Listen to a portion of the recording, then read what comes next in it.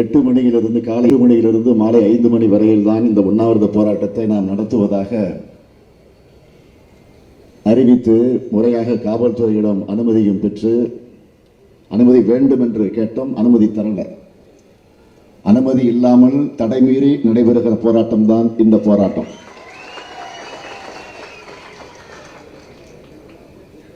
முதல்ல நான் ஒரு நன்றி சொல்லி ஆகணும் நம்முடைய மாவட்ட கழகங்களுக்கு. சென்னையில் இருக்கக்கூடிய நம்முடைய மாவட்ட கழகத்தை சார்ந்திருக்கக்கூடிய செயலாளர்கள், இந்த மாவட்டத்தை சார்ந்த சிற்றரசு,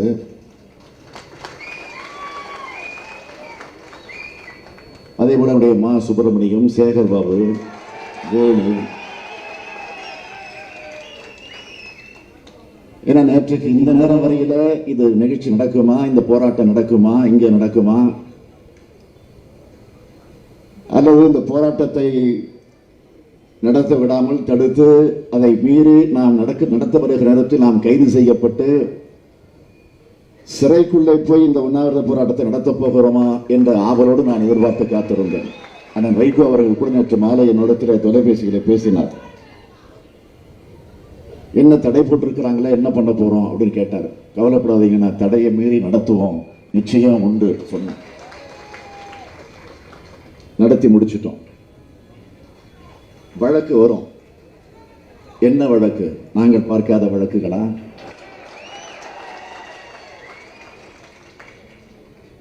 இப்ப என்னன்னா 5 மணி வரைக்கும் சொன்னோம், 5 மணியை தாண்டி நடந்துகிட்டு இருக்கோம்.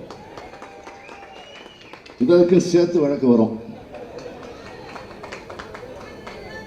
மாண்புமிகு தமிழக முதலமைச்சர் எடப்பாடி பழனிசாமி அவர்களை என்ன வழக்குனாலும் போடுங்க, அதை சந்திப்பதற்கு நாங்கள் தயாராக இருக்கிறோம். எங்களுக்காக அல்ல,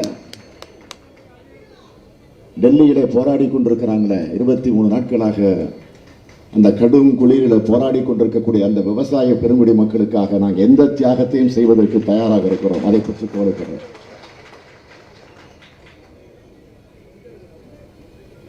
மாவட்ட செயலாளரோடு நான் அடிக்கடி இரவு முழுவதும் தொலைபேசியில் தொடர்பு கொண்டிருந்தேன். என்று விடிய காலை கூட பேசினேன் சேகர் பாபு இடத்துல. நான் கேட்டேன், மேடை போடுவதற்கு பல பிரச்சனைகளை எழுப்பிக் கொண்டிருக்கிறார்கள் காவல்துறையினர் என்று சொன்னபோது, நாங்கள் வரட்டுமா? நீங்க வராதீங்க, நாங்களே பார்த்துக்கிறோம், அது எங்க வேலை அப்படின்னு சொன்னோம். ஆக ஒருங்கிணைந்து இந்த 4 மாவட்ட செயலாளர்கள் மிக கட்டுப்பாட்டோடு இந்த போராட்டத்தை இந்த அளவுக்கு வெற்றியாக நடைபெறுவதற்கு எல்லா வகையிலும் துணை நின்றிருக்கக்கூடிய அவர்களுக்கு நான் இந்த கூட்டணி கட்சி தலைவர்களின் சார்பில் என்னுடைய இதயபூர்வமான நன்றியை நான் அவர்களுக்கு தெரிவித்துக் கொள்ள கடமைப்பட்டிருக்கிறேன். எல்லோரும் பேசியிருக்கிறார்கள். ஒவ்வொரு கட்சியிலிருந்து குறிப்பிட்ட ஒரு சிலர், அதேபோல் நாடாளுமன்ற உறுப்பினர்கள் சிலர், நாடாளுமன்ற சட்டமன்ற உறுப்பினர்கள் சிலர், நம்முடைய தோழமை கட்சிகளை சார்ந்திருக்கக்கூடியவர்கள் அத்தனை பேரும் இங்கே பேசியிருக்கிறார்கள். நம்முடைய கூட்டணி கட்சியுடைய தலைவர்களும் இங்கே சிறப்பான வகையில் எல்லா கருத்துக்களையும் எடுத்து பேசியிருக்கிறாங்க. ஏன்னா அத்தனை அவருடைய உரைகளை, அந்த சொற்பொழிவுகளை, அந்த கருத்துக்களை, அந்த எண்ணங்களை, அந்த உணர்வுகளை நானும் மனம் வந்து அவர்களை வழிமொழிய கடமைப்பட்டிருக்கிறேன்.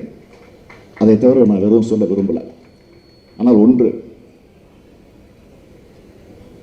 இந்த போராட்டம் என்பது ஏதோ திடீரென்று நாம் இன்றைக்கு நடத்தி கொண்டிருக்கல. 3 நாட்களுக்கு முன்பு முடிவு செஞ்சு நடத்துகிற போராட்டம் தான் இந்த போராட்டம்.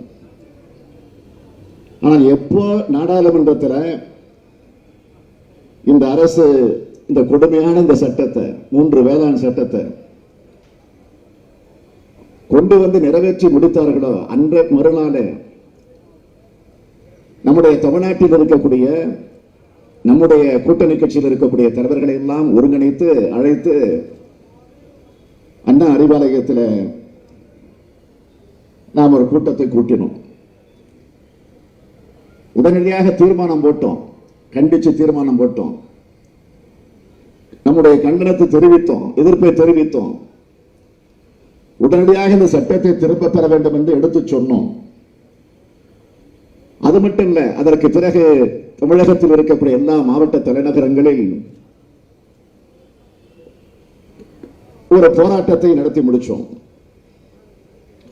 அதற்கு பிறகு தொடர்ந்து கூட்டணி கட்சி ஒட்டுமொத்தமாக மட்டுமல்ல, தனித்தனியாக அந்தந்த கட்சிகள் அவரவர்கள் வசதிக்கேற்ப சூழ்நிலைக்கேற்ப அந்தந்த பகுதிகளை நம்முடைய கட்சி கூட்டணி கட்சியில் இருக்கக்கூடிய அமைப்புகள் போராட்டங்களை நடத்தி இருக்கிறது. அதேபோல கடந்த 5ஆம் தேதி திராவிட முன்னேற்ற கழகத்தின் சார்பில் மாவட்ட தலைவர்கள் மீண்டும் ஒரு போராட்டத்தை நடத்தினோம். கையில கருப்பு கொடி ஏந்தி அந்த போராட்டத்தை நடத்தினோம். நான் சேலத்துக்கு போயிருந்தேன். அங்க நடந்த சம்பவங்கள் எல்லாம் விளக்க வேண்டிய அவசியம் இல்லை, உங்களுக்கு நல்லா தெரியும். எதற்காக நான் இதை சொல்லுகிறேன் என்று சொன்னால், தொடர்ந்து இப்படி நடத்தி கொண்டிருக்கக்கூடிய இந்த போராட்டத்தை ஏற்றுக்கொள்ள முடியாமல், அதை சகித்துக் கொள்ள முடியாமல், தாங்கிக் கொள்ள முடியாமல் தமிழ்நாட்டினுடைய முதலமைச்சராக இருக்கக்கூடிய எடப்பாடி பழனிசாமி அவர்கள் விமர்சனம் செய்து கொண்டிருக்கிறார். ஆத்திரத்தோடு ஒரு முதலமைச்சர் என்பதை மறந்து அவர் பேசக்கூடிய பேச்சுக்களை பார்க்கிறோம். அவர் இப்பெல்லாம் போற இடங்கள்லாம் பார்த்தீங்கன்னா, அவர் நீ கூட மாலையில பத்திரிகையில படிச்சு பார்த்தேன், அவர் பேசிய பேச்சுக்கள் தான் வந்திருக்கு. ஊர் ஊரா போயிட்டு இருக்கிறாராம். ஊர் ஊரா யாரை போய் பார்க்கிறார்? மக்களையா? மக்களை போய் பார்த்தா தெரியும் உங்க வண்டவாளம் தண்டவாளம் ஏறும். அரசு அதிகாரிகளை கூப்பிட்டு உட்கார வச்சு ஆய்வு அப்படிங்கிற பெயர்ல அரசு அதிகாரிகளை கூட்ட உட்கார வச்சு, உங்க கட்சிக்காரங்களை வர வச்சு உட்கார வச்சு ஒரு ஷோ பண்ணிட்டு, அதற்கு பிறகு கொரோனா காலத்துல சில கட்டுப்பாடுகள் இருக்கு, அந்த கட்டுப்பாடுகளை மீறி நீங்க ஏதோ ஆய்வு நடத்த போகிறோம், கொரோனாவுக்கு ஆய்வு நடத்த போகிறோம்னு சொல்லிட்டு, அதற்கு பிறகு உடனே பத்திரிகையாளர் கூப்பிட்டு யாரும் பத்திரிகையாளர் கேள்வி கேட்கக்கூடாது, கேள்வி கேட்க இவராக சொல்லிட்டு இருக்கிறாரு. அதுல குறிப்பா என்ன, எதிர்கட்சி தலைவருக்கு வேலையே இல்லையா? என் வேலை உன்னுடைய வண்டவாளத்தை தண்டவாளத்தில் ஏற்றுறதுதான் என்னுடைய வேலை. அதான் எதிர்கட்சி தலைவருடைய வேலை. காலையில ஒரு அறிக்கை, மாலை ஒரு அறிக்கை, ராத்திரி ஒரு அறிக்கை, விடியங்கால ஒரு அறிக்கை, நைட்டு ஒரு இப்படி அறிக்கை விட்டுட்டு இருக்கிறாரு. சொல்றாரு, அறிக்கை விடாம நான் அவையில செஞ்சுட்டு இருக்க முடியும் நான் வீட்டில் உட்கார்ந்து. அவர் எனக்கு ஒரு பெரிய பட்டத்தை வேற கொடுத்தாரு, அறிக்கை நாயகன் அப்படின்னு பட்டம் கொடுக்கலாமா? நான் ஏற்றுக்கொள்கிறேன். முதலமைச்சரே கொடுக்கிறார் அந்த பட்டத்தை. அறிக்கை நாயகன் கொடுத்திருக்கிற அந்த பட்டத்தை மனமும் வந்து ஏற்றுக்கொள்ளக்கூடிய நான் உங்களுக்கு ஒரு பட்டம் கொடுத்தேன். அப்போ ஞாபகம் இருக்கா? ஊழல் நாயகன். அதை நீங்க ஏற்றுக்கணும். எதை வேண்டுமானாலும் பேசுவதா?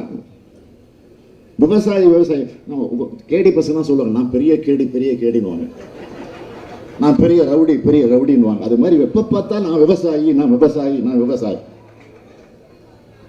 அத்தோடு இருந்துச்சுன்னா பரவாயில்ல, உங்களுக்கு என்ன விவசாயத்தை பத்தி? எனக்கு விவசாயம் தெரியாது. இங்க பாலு பேசினார, டிஆர் பாலு அவர்கள், தலைவர் கலைஞர் அவர்கள் 1957ஆம் ஆண்டு குளித்துறை தொகுதியில் நின்று அந்த தொகுதியிலே சட்டமன்ற உறுப்பினராக தேர்ந்தெடுக்கப்பட்டு அங்கு நடைபெற்றிருக்கக்கூடிய விவசாயிகள் போராட்டத்தை அங்கு முன்னின்று நடத்திய தலைவர் நம்முடைய தலைவர் கலைஞர் அப்படின்னு சொன்ன நங்கவரம் போராட்டம். அத்தோடு நிறுத்திட்டார். ஒரு வரலாற்றை சொல்றேன். நங்கவரம் போராட்டத்தை பற்றி சட்டமன்றத்தில் முதலாக கலைஞர் அவர்கள் தான் 57 பேசி, தலைவர் கலைஞருடைய முதல் கன்னி பேச்சு சட்டமன்றத்தில் விவசாயிகளுடைய பற்றி வச்சுதான். அவருடைய புள்ளடா நானு.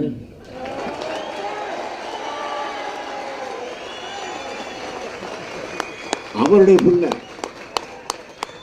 அந்த வைகோ சொன்னார, 7000 கோடி ரூபாய் விவசாயிகளுடைய கடனை தள்ளுபடி பண்ண கலைஞர். அவருடைய புள்ள ஸ்டாலின்.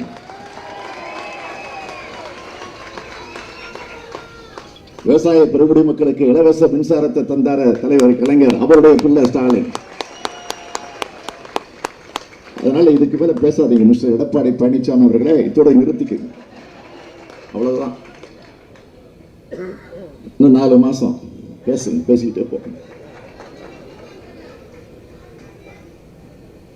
ஆகவே நான் இந்த உண்ணாவிரத போராட்டத்தின் மூலமாக உங்கள் அனைவருக்கும் தெரிவித்துக் கொள்ள விரும்புவது, இது மிகப்பெரிய வெற்றியை பெற்றிருக்கு. எல்லோரும் சொன்னாங்க, உள்ளபடியே மகிழ்ச்சி.